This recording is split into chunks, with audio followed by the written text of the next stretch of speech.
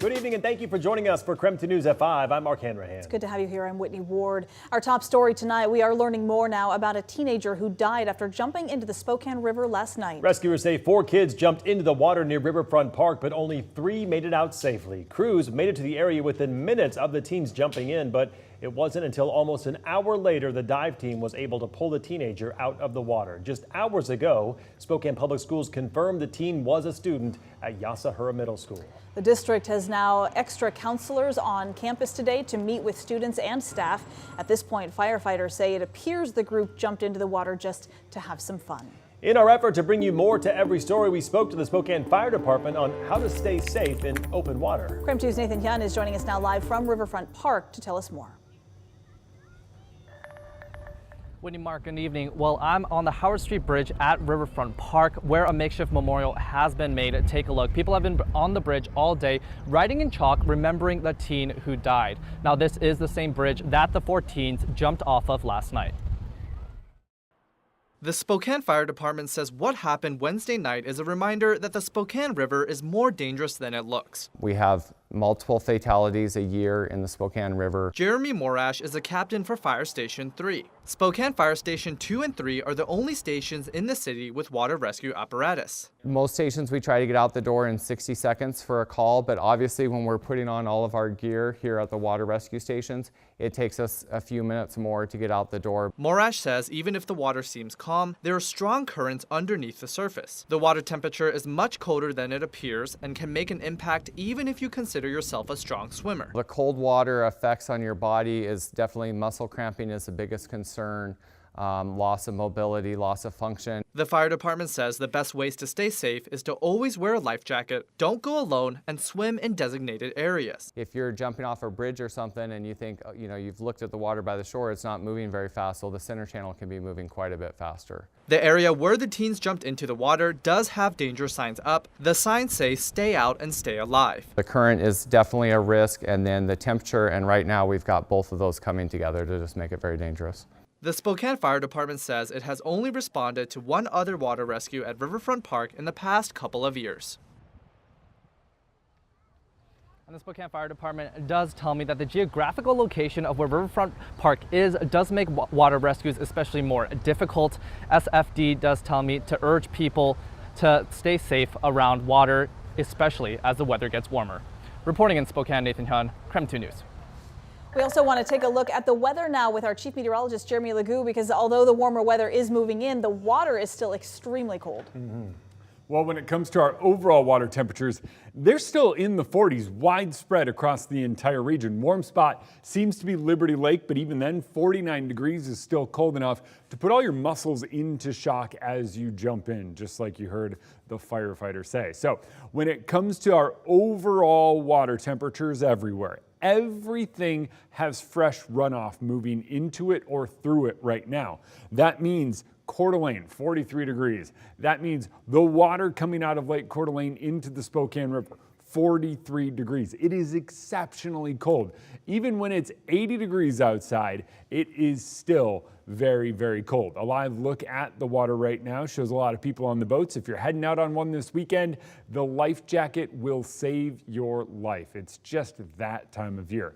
This is one of the most dangerous times to get outside and be on the water just because it is so cold. 76 as we currently stand, and with nothing really changing the next few days in our overall weather pattern, we get warmer and stay every bit as sunny. 80 tomorrow, 82 on Saturday, 81 on Sunday. It is a downright beautiful few days ahead, and we stay that way as long as this massive ridge of high pressure sits overhead. We're going to talk more about this and when it eventually breaks down coming up in your full forecast. All right, sounds good, Jeremy. Thank you very much.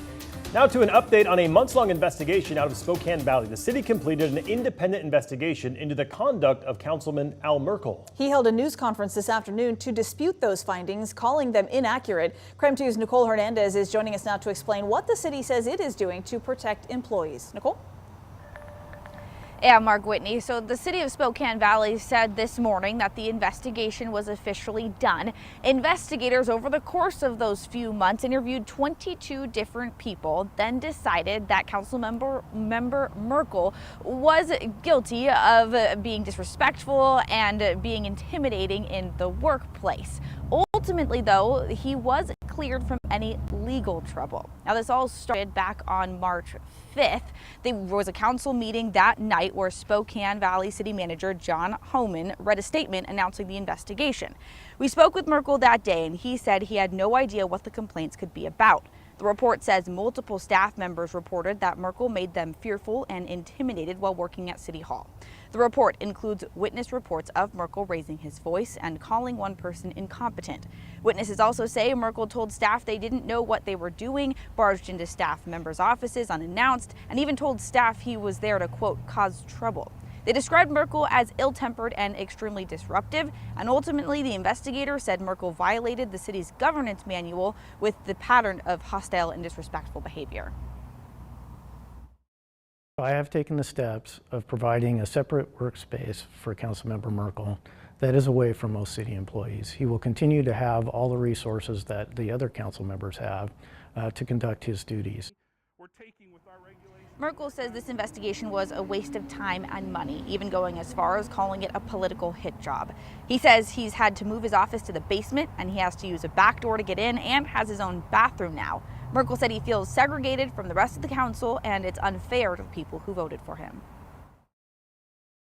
It is clearer than ever that this entire investigation has been nothing more than an ineffective council member and city bureaucrat who have been plotting since before I came to office to fight my valid questions about how the city conducts business with a conspiracy to besmirch me in order to protect their jobs and elected positions.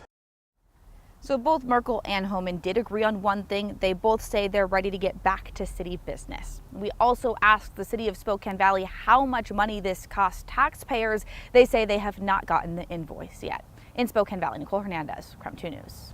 The Spokane City Council voted to approve removing the community safety levy from the upcoming August ballot. This follows a request from Mayor Lisa Brown's office. Mayor Brown announced that levy last month to address the city's $50 million budget deficit. But now she says it's best to postpone the levy as the city is performing the mid-year budget review. The mayor says she still believes the city needs it, but wants to take more time to make sure the community understands the implications of it passing or failing. Flyers and graffiti have been found around Spokane promoting the white supremacy group Patriot Front. The Spokane NAACP posted some photos on Instagram with a caption saying, in part, the fact that hate groups can post recruitment flyers and graffiti without any consequences in our city sends a message of implicit acceptance and tolerance. Spokane police tell us they are investigating the flyers and working to determine if any crime has been committed. They're asking anyone with information or surveillance video to reach out to Spokane police. This isn't the first time these flyers or stickers from this group have been found in our area. Less than a month ago, stickers were also found in Wallace, Idaho.